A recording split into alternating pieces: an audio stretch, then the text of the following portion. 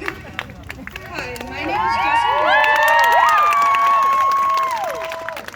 Hi, my name is Jessica Wolter, and I will be a senior at Lebanon High School in the fall. This is my story. For the first 11 years of my life, I lived in Kansas City, Missouri. The summer before 5th grade, my mom decided to move us to her home state of Oregon. It is very different there, being that the majority is people of color. Even at such a young age, I noticed that it was very different here, and a lot less people looked like me. The very first time I ever experienced racism was here in Corvallis, Oregon. My mom enrolled me and my younger sister into Bardfield Elementary, and not even the first week of being there, I received a death threat from a 3rd grader. He confronted me the morning before school started with a knife in his bag. He showed it to me and said, "I will slit your throat if you aren't a good nigger." I didn't really know how to feel. I knew that it wasn't right for him to have a knife at school, but I didn't understand how being a good human was tied to my appearance. So as anyone would, I went to a teacher and reported it. She looked at me laughing and excused his behavior, explaining that it was all a misunderstood joke. I don't know about you, but someone giving another student a death threat while they are in possession of a weapon isn't a joke to me. Having not been heard, I went to the principal who accused me of lying. She told me that I needed to tell the truth and continued to say that I was lying, even after video footage showed the interaction and the audio. This was the first time that I was introduced to what I call sweeping it under the rug. It was because of this that my mom chose to move our family to Sweet Home. On my first day at Oak Heights, I was sitting at a table alone when 2 girls walked up to me. They pestered me with questions like, "Are you new? When did you come here?" before asking the question that they really wanted to ask, "Is your dad black?" After confirming their suspicions, I never forget what they told me. "I just don't understand how or why your mom, who's white, would date a black guy and have kids with him. It doesn't make any sense. That is so disgusting, and you are here now." In my mind, I was thinking, are you serious? I don't understand how people can come into this world and be so hateful to people. I think your parents should teach you to have respect for everyone. Feeling disrespected with little else to do, I walked away embarrassed. A well-meaning, although misguided teacher had overheard the encounter and approached me to say, "Don't let that girl get to you. She didn't mean any harm." Excusing those 2 girls' behavior helped them, but did not do anything for me. Once again, swept under the rug.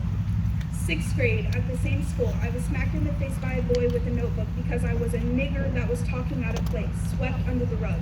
Having seen a pattern forming, my mom moved us to Lebanon my 7th grade year in the hopes of a larger community would be more tolerable. My welcome to the new school came one day when walking down the hall. Once again, I was singled out, with another student remarking, "Look at the nigger right there walking. They must be new," excused by a teacher and swept under the rug. The pattern continued. 8th grade year, I was sitting at lunch talking about different types of food. A classmate turned to me and asked the question if I was allowed to like other foods than stereotypical ones like fried chicken, watermelon, and Kool-Aid, because that's what they heard all blacks like. A few minutes later, same person tapped another Hispanic girl, saying, "All Mexican food is just spices and salsa." Finally, tired of not speaking up, I had to say something. My comments were met by her friends' solidarity, justifying her words and even defending her comments. Once again, swept under the rug. Once I had started at LHS, I joined the dance team to have a community to identify with, only to be singled out by being told how I should take care of my hair to look like someone else's. I wasn't able to do my own hair because I was told I wasn't able to do my own hair by someone who doesn't even know how to work with my hair texture. Again, swept under the rug. Sophomore year, walking down the halls, hearing people say nigga all the time. To this day, nothing is being done by peers or those in power. It is still being swept under the rug. This school year, in October, a girl took a photo with others from the haunted barnyard with them in black face paint to hide in the dark. She captioned the photo with #NiggerGang. After the photo gained notoriety on social media, the girl was suspended for her own safety.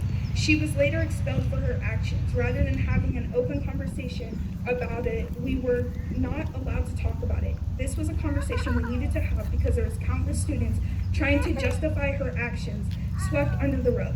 I am tired of having to deal with it. After all the minor things that are being swept under the rug, it all comes out on the other side.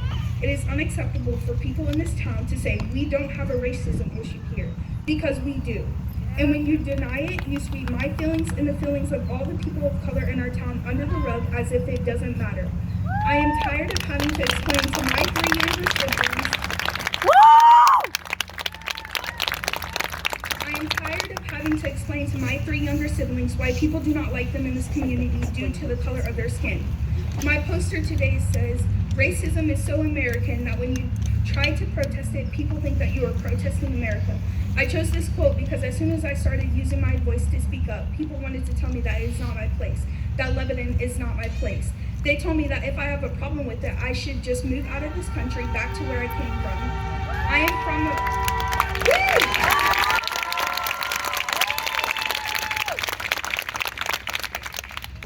from America. I was born here. Many of my ancestors were born here. Many of them fought in the exact wars that gave us freedom. But when they returned to America, they were not granted those same freedoms. It is time for this community to wake up and stop sweeping things under the rug. People of color in this community are tired of people justifying actions of incompetence and ignorance. I am tired of having to just deal with it. I leave you with this quote by Dennis Leary. "Racism isn't born, folks, it's taught. Teach your children to respect all of us, not just some of us." I know not all, but many of us in this community are religious. God calls us to love all people, not just some. So be vocal in stopping injustices and help stop these problems from being swept under the rug. Thank you.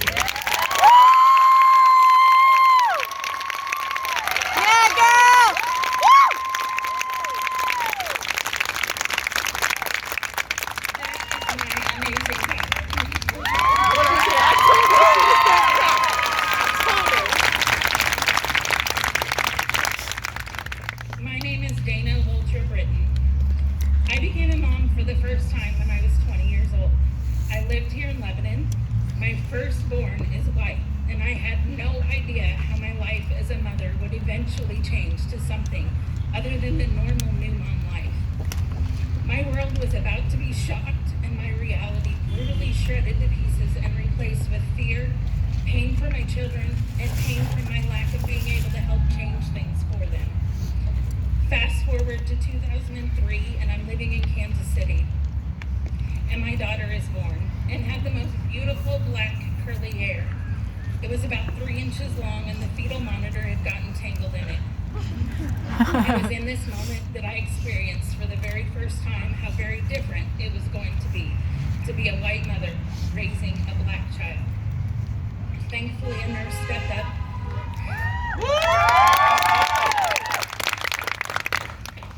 Thankfully, a nurse stepped up to untangle her hair and prevent her first haircut. During that 30 minutes, the whispers, the underhanded comments that I was not supposed to hear about how my daughter didn't look like me, how mixed children are so beautiful, as if a baby couldn't just be beautiful. I really had no idea at that moment how drastically my life as a mother was going to change, but I knew it didn't feel good. I had just given birth to my miracle child, and my joy was dimmed by racism for the first time. And in that moment, I did not see it for what it was. I knew it did not feel good to hear them talking, but I did not really know that was a product of systemic racism in the American culture. I have 5 amazing children now, and 4 of them are children of color. Being a mom has been and will always be the greatest joy I've had the blessing to do, but it has not been easy. Being white, I have not experienced racism myself.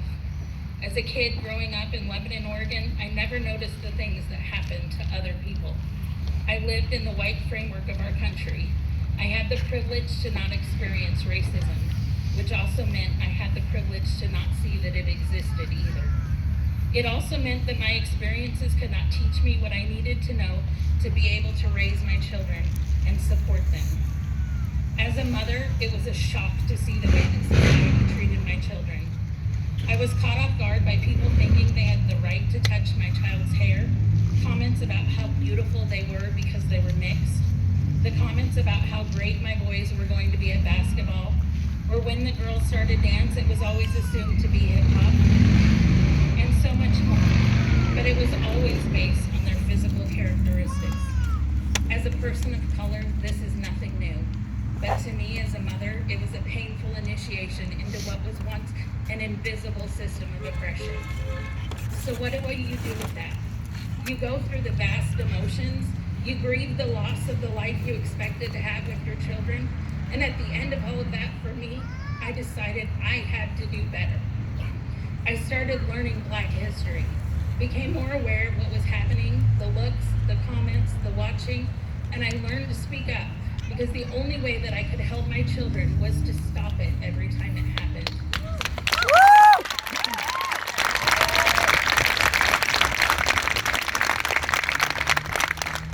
I knew that I was going to have hard discussions with my children.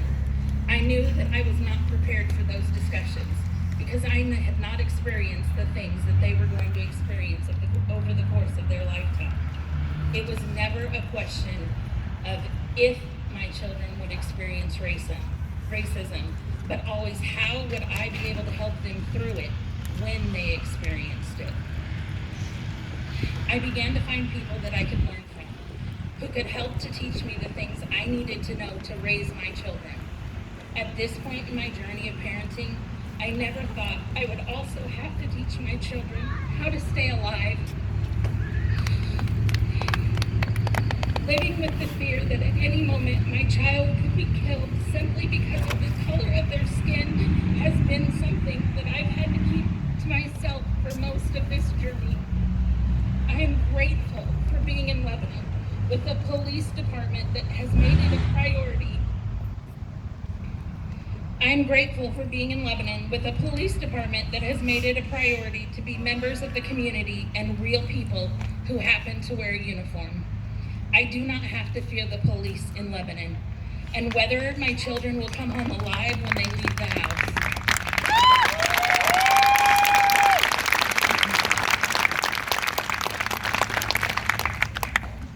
But when we leave Lebanon, it is a constant fear. White parents with white children cannot begin to understand the impact this has on you. As they have gotten older and leave the house without me more often, there is always a pain in my heart and a fear for what might happen, and will they make it back to me alive? We left Kansas City about 8 years ago, and keeping my children alive was one of the reasons for moving back home to Oregon. I never once thought about the impact moving home would have on my children, even though I had spent the last 9 years or so learning to be a mom with Black children. It still never entered my mind what my children would endure in Oregon. To me, Oregon was home.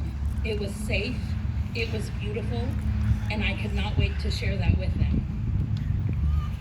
When you move from somewhere that is predominantly people of color to Oregon, it is a culture shock, to say the least. It was living here in Oregon that I truly understood what it meant to become their ally. My children all have different skin tones from light to darker, and even in that, there were differences in how they were treated. In Corvallis,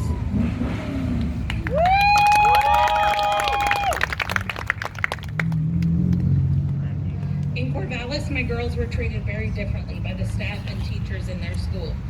Multiple incidents happened, a couple involving threats of their throat slit with a knife and the use of the N-word as Jessica described.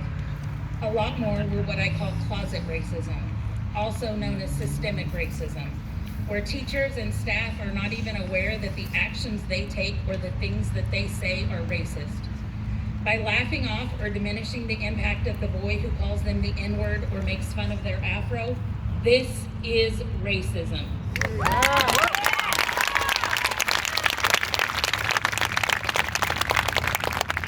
After the knife incident, an independent investigation went through the school board, which found that the way the incidents were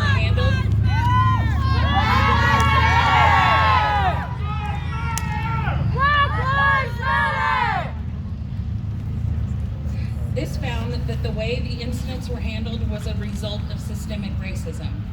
I was told that the staff would not be held accountable because they did not understand what they had done wrong.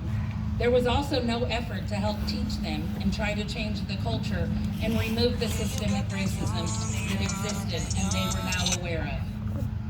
It was in these moments and conversations that I had to learn to be an ally for my children. which meant being an ally for all people of color. I had to continue to learn. I had to speak up more for my children. When something seemed small, I could not let it go. I had to say something. Because each comment, each time that they've been called the N-word, told they couldn't do something because it might make others feel uncomfortable, they didn't have someone to listen to them, to understand them, to be their ally, to put a stop to the discrimination, the racism, the bullying, the hatred. They needed to know that I saw them and I was there for them. They do not have the privilege to be angry and fight this systemic racism within their schools and within our community alone. When they yell and scream and let their voice speak out against the oppression they have endured, they are not heard. It is my job to be their ally, to speak when they cannot, to advocate when others will not hear them, and to demand a change so that their lives and the lives of all people of color can be better.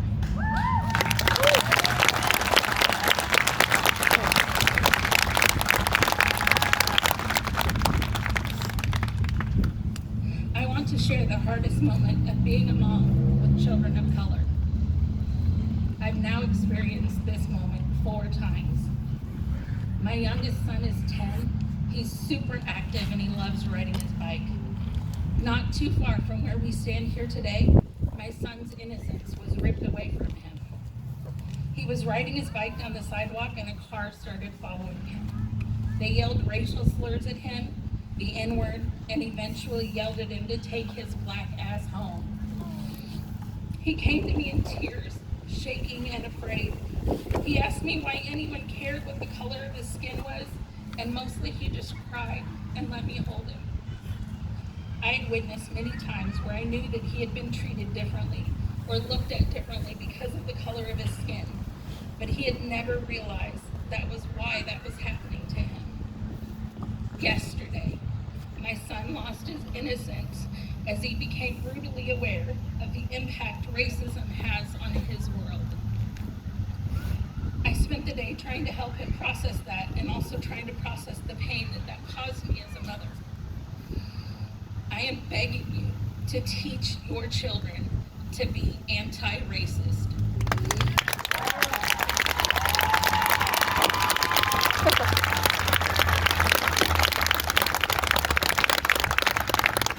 So that they grow up to be adults who are anti-racist. I beg you to stand with me as their ally and demand a change within the culture of Lebanon so that my children and all people of color can feel safe in the community that we all love.